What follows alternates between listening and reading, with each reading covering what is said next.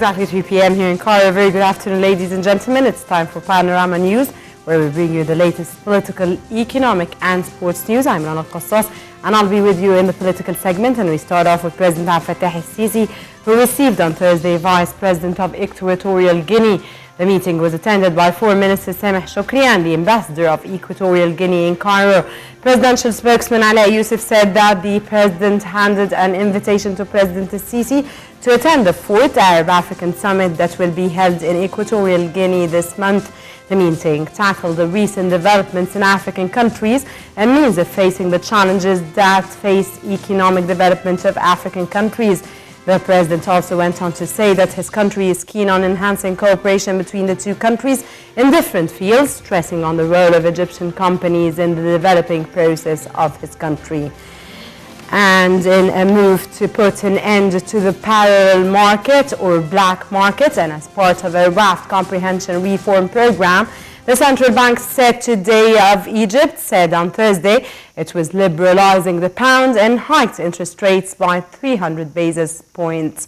More details in a following report.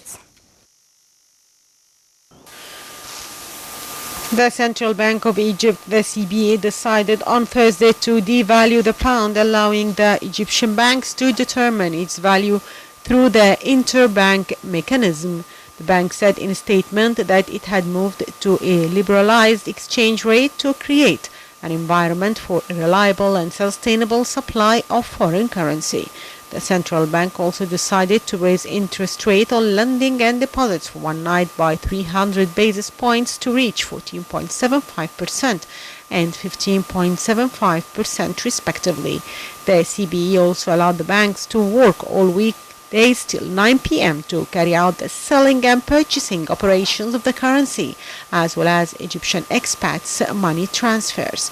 The CBE stressed that its decision will not impose conditions for selling foreign currencies, as it ensures the depositors' money at the banking system in all currencies.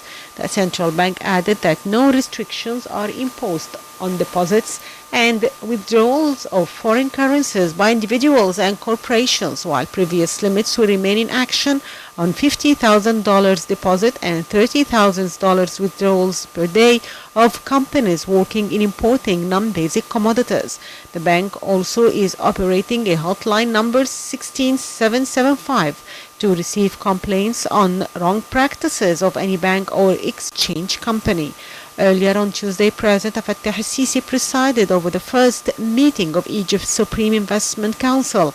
Council issued a number of resolutions that aim at boosting investments in the country. The measures adopted by the Council include wide-ranging tax exemptions for farmers and manufacturers who produce strategic crops or goods that Egypt imports or exports. Forces in collaboration with Cairo National Security Forces had in the early hours of Thursday attacked an apartment in a district in Cairo after receiving information that a terrorist element is using it as a hideout. The terrorist started to fire the security forces, who responded by shooting dead him, while 4 security personnel were injured in addition to a child who was exposed to tear gas fired by the terrorist. The state television said that the security forces found bullets, weapons and tear gas at the apartment, adding that the public prosecution and the forensic experts are investigating the incident. The 4th round of the dialogue between elders from the East and West wraps up its meeting in Abu Dhabi on Thursday. The dialogue was held under the title Towards an Understanding and Integrated World. In his speech to the gathering, Grand Imam of Al-Azhar, Dr. Ahmed Al-Tayyib, asserted that this dialogue aims to achieve peace among religion men, first to achieve peace among people. The event was attended by the head of the Anglican community, along with a number of religious and cultural figures from around the world.